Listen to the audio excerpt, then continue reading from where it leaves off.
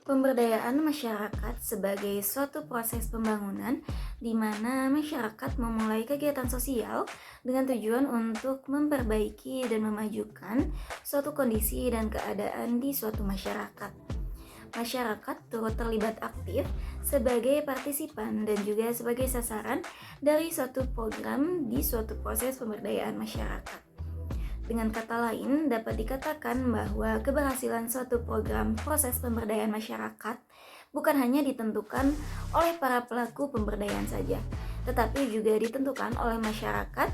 yang juga sebagai sasaran dari program proses pemberdayaan itu sendiri. Seperti halnya di Desa Cinengah, tepatnya di Kecamatan Rongga, Kabupaten Bandung Barat,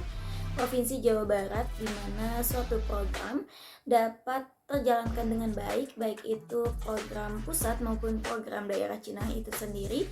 akibat dari adanya koordinasi yang baik antara pemerintah daerah dengan para tokoh masyarakat ataupun dengan masyarakat itu sendiri.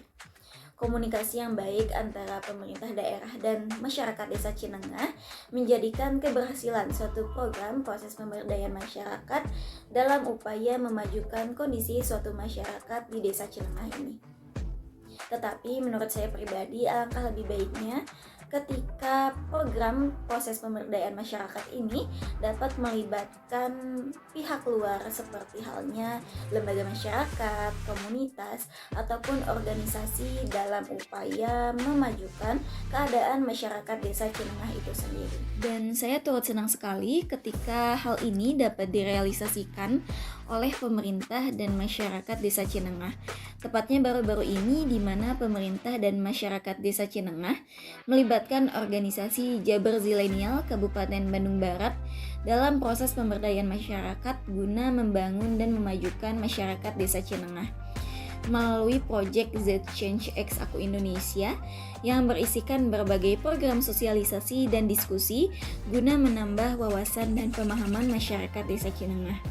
Salah satunya ialah kegiatan Bersama Aku Indonesia yang melibatkan peserta didik sekolah dasar sebagai sasaran kegiatan yang bertemakan kebudayaan di Indonesia.